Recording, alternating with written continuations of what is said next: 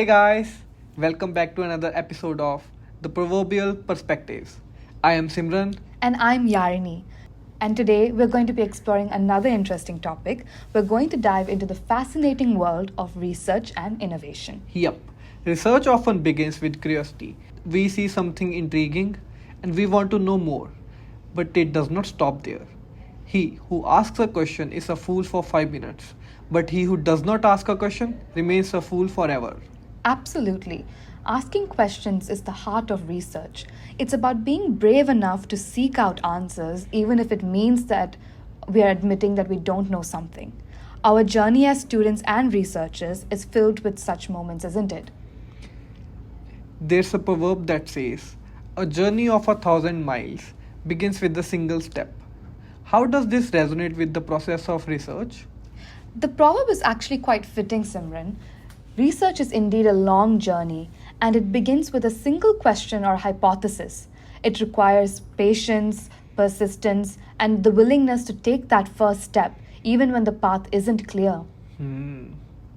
Another proverb that comes to my mind is, many hands make light work.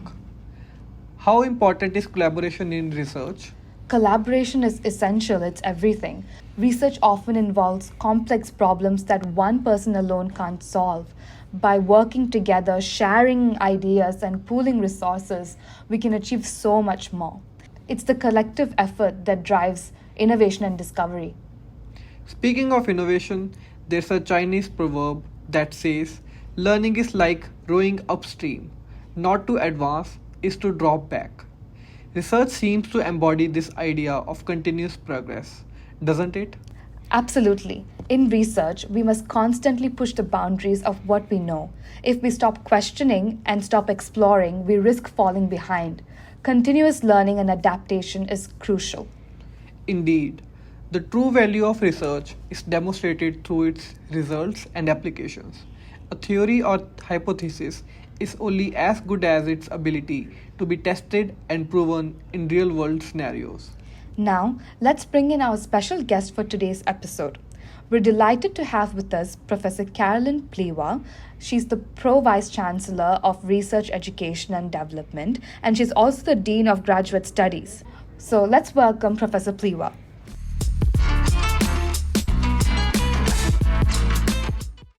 Good morning, Professor Plewa. Thank you so much for joining us today. I think it'll be best to start off with this interview by knowing a little bit more about you and the role you play in the university as the Pro Vice Chancellor and Dean of Graduate Studies.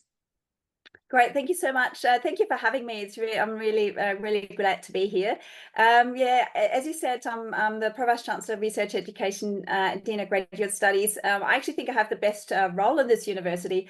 I get to work with and support our amazing high degree bar research students, and so together with my team and also a lot of other dedicated people across the university, we're here to try and create the best possible experience for our HDRs at the university. So much. So, do you work with only postgraduate students, or does your work involve talking to undergraduate students at all also? So the role primarily is around supporting our HDRs. Obviously, we also engage with other students across the university who are interested in learning more about research degrees and research pathways. And so I do engage with others as well, but the primary role is around our HDRs. Also, one other element of my role, which is not quite as student focused, is to support the broader researcher education and development. So through for example, professional development opportunities for our supervisors, for early career researchers, and so there are some other elements there that I facilitate as well. Right. So, what type of research opportunities are available to the students in the university? So there's lots of opportunities, and probably won't be able to capture all of them today. I certainly encourage all of the students or everyone who listens here to engage in research throughout their degree process, or independent of the degree that they might be doing, and also independent of whether they wish to pursue a formal research pathway in the end or not. It really does help facilitate and develop critical thinking and problem solving, generating new ideas and and shaping knowledge about areas that we individually might be passionate about. And I actually think that a lot of our students anyway engage with research as part of their courses. Looking at specific opportunities, there is sort of your Adelaide Summer Research scholarships, which provide some opportunities to get experience to work on a research project under supervision during the summer. There's lots of research internships and placements as well that are available for students at all levels across the university. There's a few conferences that might not be well understood, but there is, for example, Florey Conference, there's research conferences at ABLE, as Ingenuity and SET, so really opportunities, again, for students at all levels to engage with research. It's looking at opportunities as part of a degree, final research projects, honours. There's also usually sort of research pathways or options as part of many master's degrees.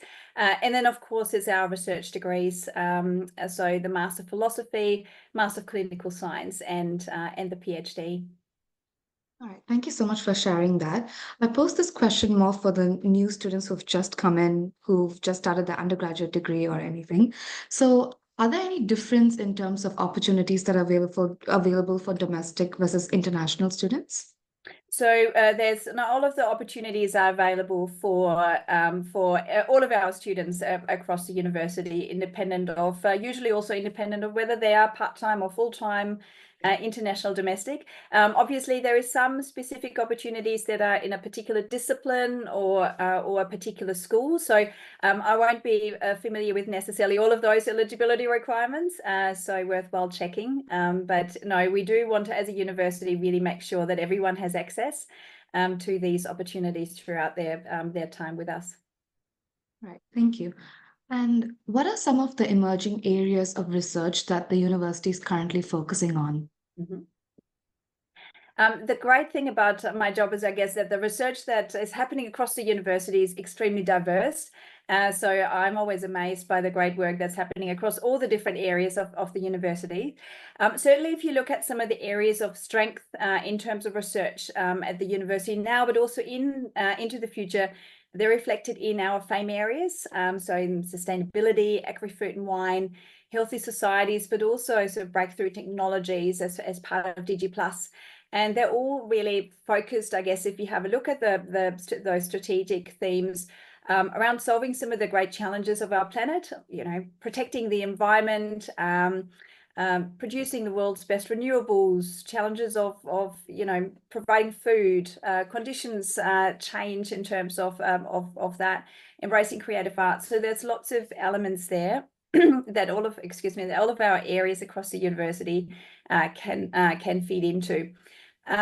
Maybe important to note that a lot of the research that we undertake is done in partnership with businesses, with government, with community organisation. That's really important because it is around making sure that our research has an impact and can make our world a better place. So it's really an integral part, I think, of some of the research strengths that we have.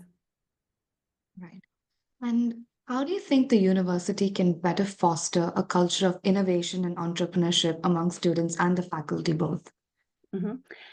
I think there's a few elements that I'd probably like to highlight. I think it is around this driving a culture of curiosity and discovery, but also collegiality and collaboration, because the sort of community aspect of a research culture is and of a culture of innovation, I guess, is really important.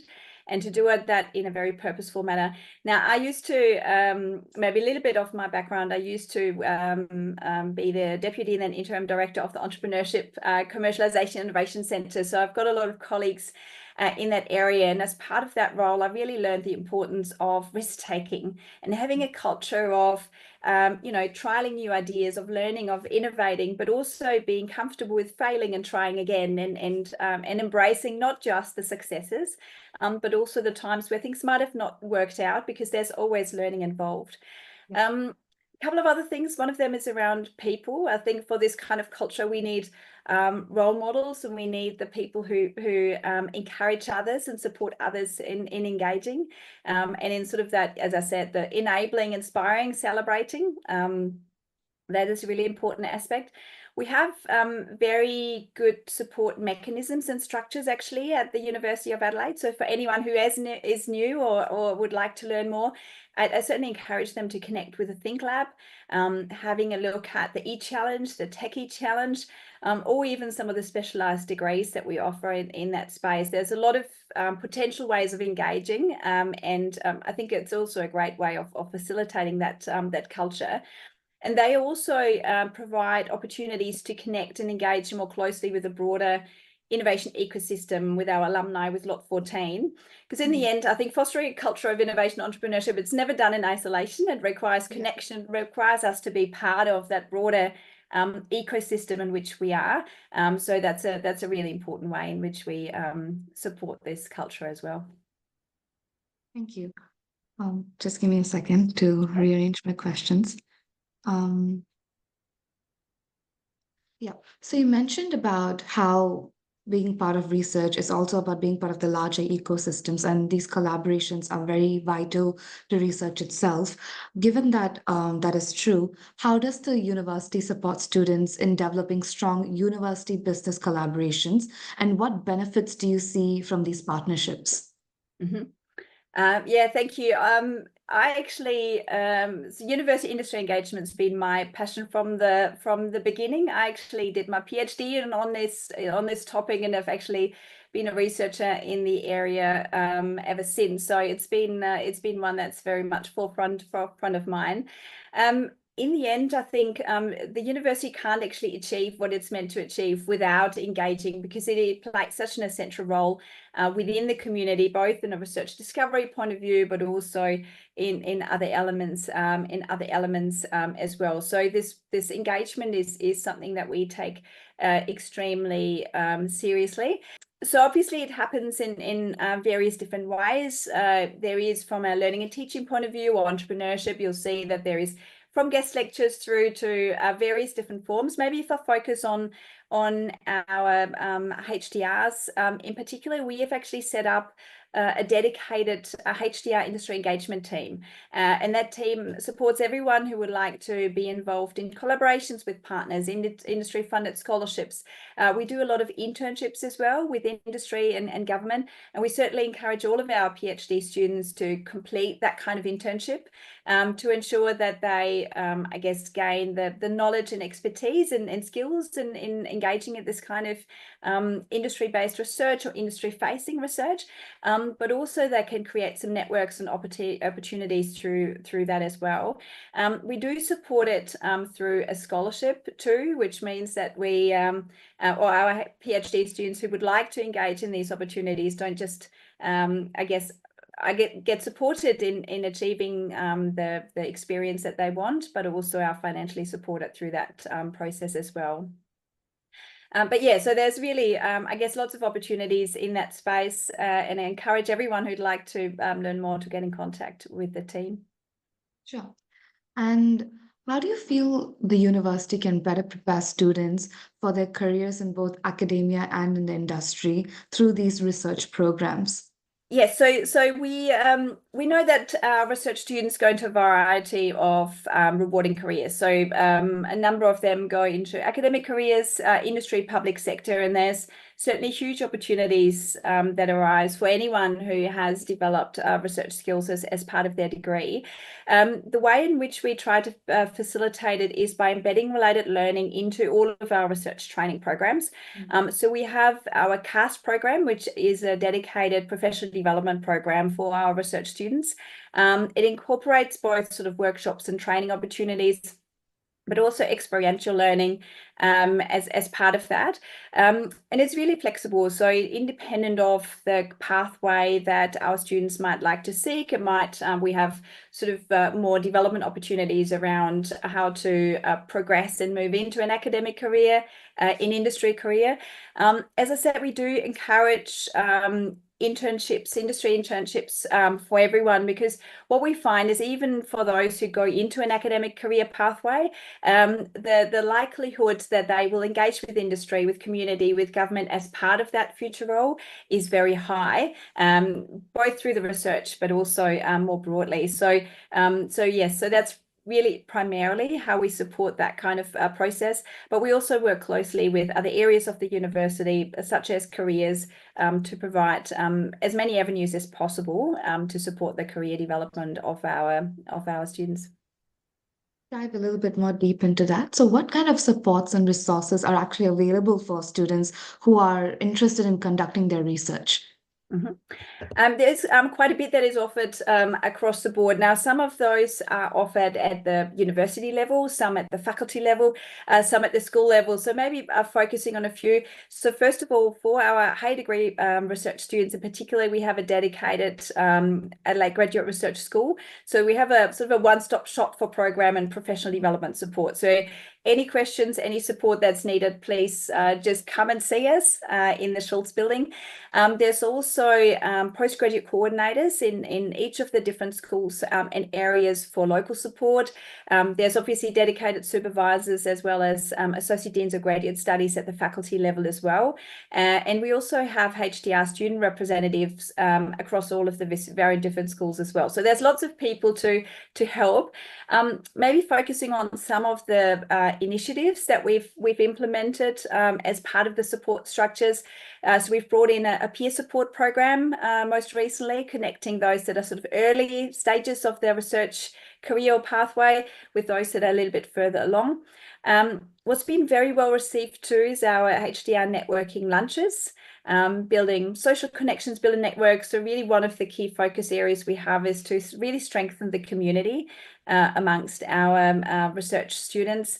As I mentioned, CAST is certainly one that is we've seen has been really important in terms of support, but also there is a number of I guess resources, but also workshops and training around wellbeing, mental health, both through CAST, but also the Wellbeing Hub and student life as well.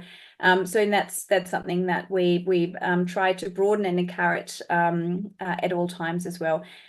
Now, I'm sure I've missed a whole lot of things, but maybe there's some of the examples of how support can be offered. Interesting how the resources and support available is not just related to the academic side of it, but it's very well-rounded and talking about mental health and well-being. I think students really need that, and we really appreciate that. I think another area of concern is always about funding for these projects, just because I don't think most students are aware of how the system actually works. So could you share with us a little bit more about how the university supports student researchers in securing funding for their projects? Mm-hmm. Yeah, really important. So there's different types of funding. So there is some opportunities around sort of living stipends, so the scholarship side of things. So the university has offers centrally funded scholarships. So there is merit rounds that are advertised on the website. So that's definitely worthwhile looking at. And there's dedicated rounds for our domestic candidates, but also our international students who are recent graduates of the University of Adelaide. And then, of course, international rounds as well. We also find that the supervisors, so the researchers, because they seek grant funding and opportunities, there's often additional opportunities through them as well to access funding in terms of scholarships and tops up. So it's definitely worthwhile connecting and identifying the supervisors that students might want to work with to be able to see whether there is additional resourcing opportunities there as well. I mentioned the HDR industry engagement team. So they support industry funded or co-funded opportunities. So worthwhile always looking, keeping an eye out on that website as well for opportunities in that space. Sure. Sort of going beyond the sort of scholarships or living stipends, there's obviously a number of other aspects. So we do offer some opportunities in terms of travel grants, for example. But again, there is some different, depending on the area of the university, there is some elements that are supported centrally, but there's a lot that happens sort of at the faculty, school or discipline level as well. So I always encourage students to talk to the researchers in the area that they're interested in to find out and make sure that they learn about the sort of, I guess, opportunities that are specific to their area at all times. If you look at sort of the, I guess, earlier stages, as I mentioned, the summer research scholarships are a great opportunity as well, where there's some support there. But yeah, they're probably some of the main ways in which we support the research. Thank you for going through these opportunities. What do you think are some common struggles that these students face, and how do you think they can also overcome these struggles? Mm-hmm. It really depends, I think, on the individual area, the group that they're in, because we have so many different areas across the university. If I might sort of focus on a few that I see somewhat commonly, one potential one is overcoming isolation in a research degree, particularly if someone is not part of a broader research group, or if they might be doing some of the research remotely, for example. So that's one of the key reasons why we've been focusing on that community, as I said, through the networking lunches and peer mentoring and those kinds of things, to really foster the connections. And that's a really important one to be aware of, and to proactively, I guess, try to connect with others within the area or across other areas as well. Another one that we often see is we see a lot of students want to do really, really well, which is great. But we also do see, therefore, some of our HDRs with imposter syndrome and sort of, we know that they can do it, absolutely. So we're trying to support them in overcoming some of the challenges where they might doubt themselves. Research is never a very straightforward, clear pathway. There's always, things that might not work out, and, need to pivot and those kinds of things. So it's important to understand that, that there are ways of overcoming those kinds of challenges. So again, that's through usually workshops through CAST, but it's also important to make sure that we talk to others. Usually some of the challenges that they face are exactly the same challenges that the next person, sitting over in the following office or whatever, also faces. And it's really important to always just do the small steps. What we find, even just doing a little bit of writing every day comes a huge way. So that's one. Maybe a third one, work-life balance. I think with research, it's always because, there's so much more that can be done, and there will always be more that can be done. It will never stop. Overworking doesn't help. It's a marathon, not a sprint. So I think it's important to understand what the requirements are, early planning, scoping, all those kinds of things. But everyone needs to take leave, and research is fabulous, but it's only one part of everyone's life. So that sort of work-life balance is a really important one. So yeah, encourage everyone to seek support. It is available. We have quite a bit. You mentioned the health and well-being. For us, that's a really important focus, and one that we strongly focus on. There is supervisors, PGC, and myself and the AGRS are always there as well. So I always encourage everyone, independent of challenges that they might face, do reach out, because there is a lot of support. And the last thing that we want is someone to try and work it out with themselves. If we can, support and make overcome challenges much more quickly with some of the support that we have available. So I'm here anytime. Feel free to reach out. All right. That's why I wanted to ask you this question. I feel like so many students, they feel alone in this battle, but I think for anyone who's listening, they know that they can approach the staff and you to get some help if they need it. And I know you already mentioned this slightly in the earlier in the interview, but could you just summarize once again, how can students find and apply for these research opportunities, just for them who are just starting off right now? Okay. Yeah, different ways of going about it. There is on the website, there's a number of different projects that are advertised. So those projects try and give an idea of the various different opportunities that currently exist across the university, and research interests of various different academics. So that's always a good starting point for someone trying to get a feel for what they might want to do research in. As I mentioned, the industry opportunities, so definitely worthwhile having a look on the AGRS website, the industry engagement website. A lot of the opportunities, I think, you can also get through sort of some of the faculty conferences and those kinds of opportunities as well. In the end, a lot of the time when I talk to our HDRs, how they've sort of learned about it, or how they connected, or how they came to actually do a PhD, it quite often is actually just talking to academics, to researchers in the area. It might have been after a tute or after a lecture or whatever, having a conversation. So it's often that these kinds of discussions make a real difference. In the end, actually, my story is a little bit like that too. I never even thought about doing a PhD in research. Was never even. I went to a very practically focused university, and I got approached after I was the first student to do my master's thesis in English. I grew up in Germany. I was approached whether or not, don't you just want to try out and be part of a research project in Australia for a year? I was like, sure. And so it is these kinds of opportunities and these kinds of conversations that completely can change your thinking or your I guess career trajectory. Again, I would have never even gone into research, and now I'm grateful that happened. So don't be scared to talk to those around you, because they're very excited to hear from students who have an interest in the area that they're passionate about. So conversations are always good. I was just about to ask, how would you suggest students stay updated with the latest research trends and opportunities? But it's so clear that networking is so vital, and actually just exploring opportunities that you have at hand, talking to the people who are around you. These small things really make a huge difference, and also how much you're aware of that's going on around you. So thank you for sharing that with us. And just to end off the interview, can you share some success stories of students and their research projects that you have personally come across and the impact that it's had on society? Yeah, absolutely. I have to say that there's probably too many to name, and just because I will name a few doesn't mean that others who will won't listen to it that they're not haven't done amazing things as well. So I'll put that up front because there's too many to name.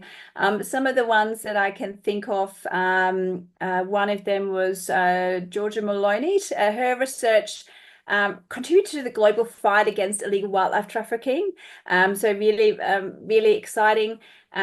Bridget Smart is another one. She did a master philosophy, I think, on understanding social networks and mechanisms behind malicious behaviors, including fake news. Again, something that's had a real impact then around sort of policies and decision makers and forming those kinds of aspects. Similar, Mary Brush did her work on identifying how screen time interferes with children's early language experiences and later language development. Again, really feeding into some of the conversations and policy development in that space. We have Blesson Vagese, I think is how you pronounce it. He studied heat and workplace injuries, which with some of the work being used by the national regulatory body in some of their workshops. So there's lots of examples. Again, I'm sure that there's lots of other amazing ones as well, but they're the ones that sort of come top of mind, and it might give you some ideas. But definitely keep an eye out. We do have sort of an X or Twitter account and or other social media, and keeping out on some of the communications there, also from the faculties around some of the successes and the impact that some of the our research students' research has had. All right. And finally, Professor Pliwa, what advice would you give to students who are considering a career in research? Okay, there are probably a few points. One of them goes back to the discussion that we've had around community. I think it's really important to build collaborations, to be part of a team and be part of that research community. It sometimes seems that research is a sort of, more of a sole activity, but it really isn't. The more you can get different ideas and perspectives, and you can understand your strengths, but also join with others with other strengths and different perspectives, the more you'll be able to have a fulfilling but exciting research career. Another one might be always keeping an open mind to new opportunities. As I mentioned, I wouldn't have actually been in here, but also the kinds of research that I did has really been influenced by opportunities that I never even see coming when I started. So I think that sort of openness, I think, is really important. One big one is to not be too hard on yourself. I think a research and academic journey, there's lots of setbacks, there's lots of rejections. It's, from papers through to grants and whatever it might be, that is just part of the role. It doesn't reflect on you individually or your ability or your future success. So it is something that we have to, learn how to overcome, and learn. I think one thing that we need to get better at across academia is celebrating any achievements when they happen, but also celebrating failures, because it is something that, we even learned out of those. So that's really important. And maybe finally, I think for me, it's really important to always remember why you want to have the career in research and to keep that front of mind.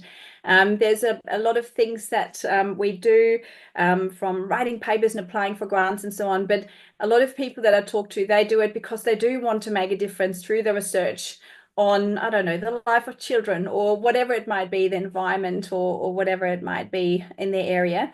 So keeping that front of mind, that why you engage with it, I think will help enormously, and just keep you focused on those opportunities that really will help you be successful, but also help you be really happy as part of the role that you have. Thank you so much for sharing all of this. And I think I learned a lot just from our chat, and I'm sure all the students listening would say the same. So thank you so much for your time. Pleasure. Thank you so much for having me.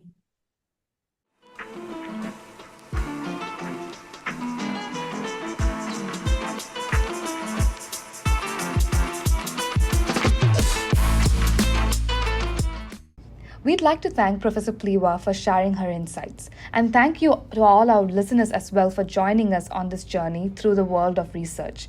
I think we've learned today that research takes time, effort, and perseverance. But in the end, the results are so worth it. And until next time, remember, the only true wisdom is in knowing you know nothing. Keep questioning, keep exploring. And keep tuning into the Proverbial Perspectives. Signing off is Yazhini and Simran. bye.